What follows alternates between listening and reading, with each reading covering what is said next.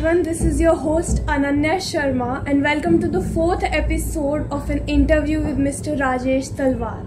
So the book in discussion today is Gandhi, Ambedkar and the Four-Legged Scorpion. So Mr. Talwar, why did you thought of publishing this play? Ananya, I think the play is evolving just like lots of other art forms are evolving. And I'd like to speak here of Henry James, the famous American novelist. Henry James spent many years in Broadway. He wrote many plays. None of the plays were successful. He then became a great and famous novelist. After he became a famous novelist, he tried to create a new genre, something which would be an in-between a play and a novel. Because he thought that a novel, a lot of surplus could be cut off. And that genre did not succeed. But today there is a time where we should even have plays published. For example, my plays have been performed, but many of them have just been used in group discussions. I had a play on untouchability, which this present play on untouchability. One of my colleagues who's a judge in one of the district courts, he's used it in group discussion events with judges. So the script can be used in many ways. Some of my other plays, one on dowry deaths, that's also been used by an NGO. So people gather together, they read the script, and it's a kind of conscientization, it's a kind of way of discussing an issue in a more lively format. So I think the time has come to publish plays. Alright, so who's the four-legged scorpion in this book? I wanted Ananya to have an engaging title because you're talking about two great people, Gandhi, Ambedkar. The most dull title to choose would be Gandhi and Ambedkar. In fact, there is a play called Gandhi and Ambedkar, translated into Gandhi or Ambedkar. So that's not very exciting, it's just two names. The scorpion here is a symbol because the heart of the play is the conflict between the two on the issue of untouchability. So as you know, in Hinduism we have the Varna system, and the Varna system is this scorpion, the four-legged scorpion, the four Varnas, and then of course you have the outcast. So that's the reason for the... But some readers have been disappointed, and one reader wrote to me saying that I was looking for the scorpion never appeared. And you can't please everybody. So you've talked about Gandhi's life in your book. So are there any special episodes that you have mentioned in your book? Yes. There are some life-changing events in Gandhi's life, and there are also some life-changing events in Ambedkar's life. As far as Gandhi's life is concerned, it is much better known to not only Indians but to people all across the world. The life-changing incident in Gandhi's life is that episode in the train journey where he has a first-class compartment, but he's thrown out of the compartment because he's a colored person. And if you've seen Gandhi, the movie, that is shown to be the turning point. There are other episodes which are equally significant. For example, when Gandhi is thrown off the train, then he goes to the waiting room and he's there for quite some time. The next day he catches another train because he has to complete his journey. He's supposed to be going to represent a businessman in a court case. So the next day he catches the train. And this time, in some ways, this incident is even worse because the leader of, or what we would today call the ticket checker in the compartment, he doesn't allow Gandhi to sit with the passengers. He says, go and sit next to the driver. Then Gandhi, he agrees. He goes and sits next to the driver because he wants to reach where in time for the case. But the train stops somewhere. This leader, he wants to smoke a cigarette, and he can't smoke a cigarette where the passengers are sitting, so he decides to sit next to the driver. So he tells Gandhi, he throws a piece of cloth on the footboard and he says, go and sit there, I will sit there next to the driver and smoke my cigarette. Gandhi refuses. He says he's outraged. He says, I have a first class ticket. I should be sitting with the passengers. Now you made me sit next to the driver. I'm sitting next to the driver. Now you're pushing me out of here also and you want me to sit on the footboard. So that's not acceptable. And then this leader, he starts boxing Gandhi's ears. He starts beating him up. Some of the passengers protest. They said, come on, let him sit with us. There's enough room. There's no shortage of seats.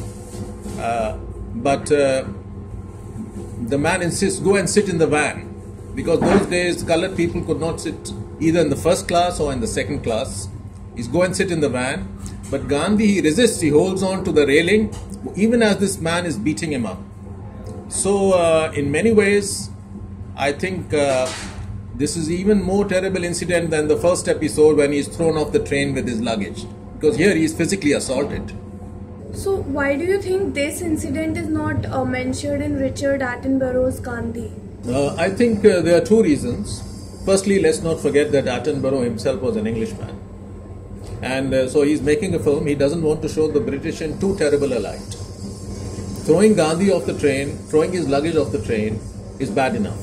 But it's still not as terrible as boxing his ears. So I think he didn't want to show the English in a terrible light. And also, I think it was, to be fair, some consideration for Indians. Because Indians were outraged that Gandhi was thrown out of the compartment. But they would have been furious to see him actually getting physically assaulted. So the second incident is more terrible. But I think these are the two reasons why Attenborough probably thought, let's just go with the first. So are there any other incidents in your play that you talk about with respect to Gandhi? Yes, there is of course the other famous incident which involves Kasturba. Gandhi hired some Indians to work with him in his law firm. Amongst them, there was a low caste person. The toilet system in his accommodation, he had a huge bungalow. The toilet system in his accommodation was such that the excreta had to be manually thrown out. So he had tasked his wife with doing this. The wife did not have such a problem as far as the other people working with Gandhi is concerned, but she had a problem with the low caste individual. So Gandhi was infuriated. He just lost his temper and he was throwing her outside the house. And then, some sense prevailed on him. He felt ashamed. So it's an interesting conundrum, which I speak of as one of the other important incidents as far as young Gandhi is concerned. Can you tell us about some of the incidents, life-changing incidents, if I must say, in Ambedkar's life? It's interesting that the life-changing incident in Ambedkar's life also involves a train journey.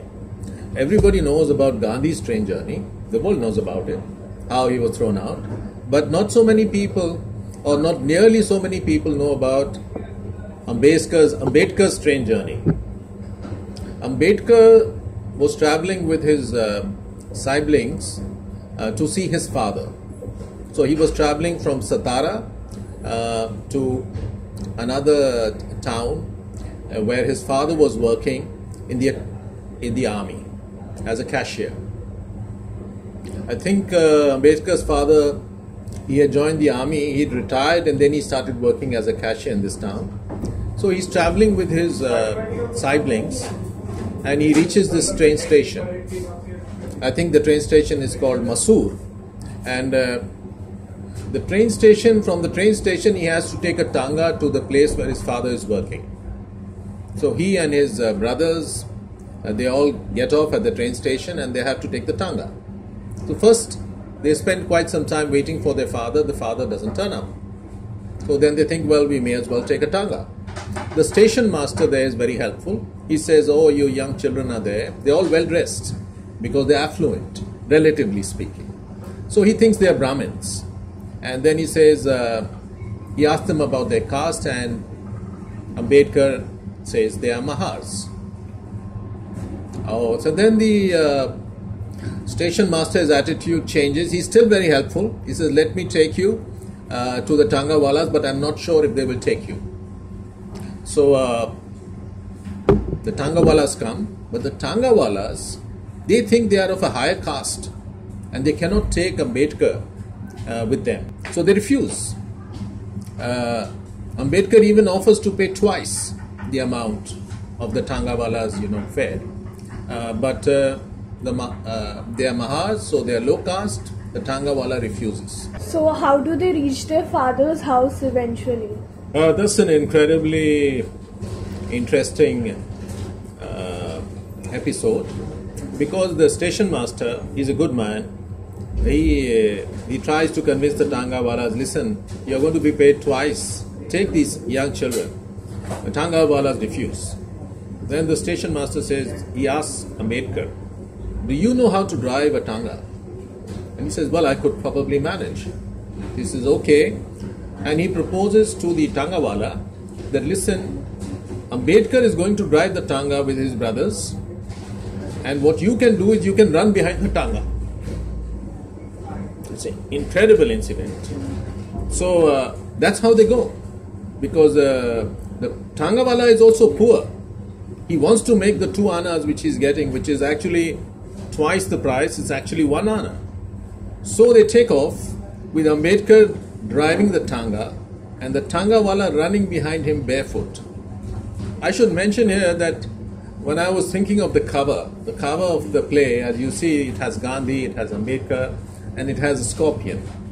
But this was such a fascinating visual that for some time the artist and myself, we wondered whether we should have this as the visual, that Ambedkar is driving the Tanga and the Tangawala is running behind him. Because how stupid can you get? This is why prejudice, apart from being evil, it is also incredibly stupid. Okay, that was a funny incident. So any other incidents in Ambedkar's life only that are perhaps life-changing? Yes, it's a very funny incident, but at the same time it's very moving. It's very tragic. That there are these children who are going to see their father, and they are having to face these obstacles at a train station just to catch a Tanga. And at the train station, when they are thirsty, they want to drink water. The man who's selling water belongs to a high caste. He doesn't want to give them water. It is beyond discrimination. It is just evil. It's incredible. So that was a terrible incident, but there are other terrible incidents in Ambedkar's life, which is what makes him the man he is. Ambedkar was funded to study at Columbia University by the Maharaja of Baroda, and then he later went to the London School of Economics also. So he's a doctorate. I think he may be twice a doctorate. In some ways, he's the most qualified person among our freedom fighters, more educated and qualified than either Gandhi or Nehru.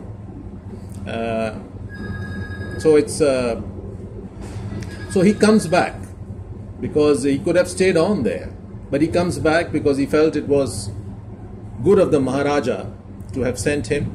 He should also keep the trust with the Maharaja and work in his service. So he comes back to Baroda. When he comes in Baroda, there's a question, where should he stay? Because it's a time in India's history where hotels are not going to admit a Dalit to stay with them. If it's a Hindu hotel, they will say, oh, what's your caste? They will see his caste and they say, you can't stay here. So he decides to stay in a Parsi hotel because he thinks, well, at least the Parsis will be okay. So he moves into this Parsi hotel, and I think after 2-3 days, the manager comes up and he sees Ambedkar in a state of undress. He's just wearing his vest and his pajamas. And he says, oh, but where are your Parsi? Because the Parsis wear certain things. And Ambedkar says, I'm not a Parsi actually. So, but you're staying in a Parsi place. And Ambedkar says, well, you can write my name down as a Parsi if you want. So the hotel manager, he doesn't want to lose money. And he writes down Ambedkar's name as a Parsi. But after a few days, in the morning, when Ambedkar is getting ready to go to office, there's a huge group of Parsis who turn up. And they say, you are a low caste person, you are polluting this hotel. How did you dare to stay here? Why didn't you disclose? You have to leave. Otherwise, we are going to be violent with you. So it's a terrible, terrible incident. The man has been all over the world. He studied in USA. He studied in England at the highest institutions there. And he's never faced any discrimination outside his country. But he comes back to his country and he faces this kind of discrimination. So it's actually a counterpoint to Gandhi. Gandhi faces discrimination when he leaves India. Ambedkar faces discrimination in India when he returns to India. There are two train journeys. One is famous all over the world and the other is hardly talked about. So, is there anything else you would like to tell us about Ambedkar's younger days, perhaps? Yes, maybe I should just continue. You know, he has to leave the Parsi lodge. Then where to go? Because the Hindu hotels will not have him. So he decides to request a Christian friend of his that can he stay in his house for a few days. That's also a very moving episode. He goes to this Christian friend's house. He says, listen, can I stay in your house for a few days till I find some suitable accommodation?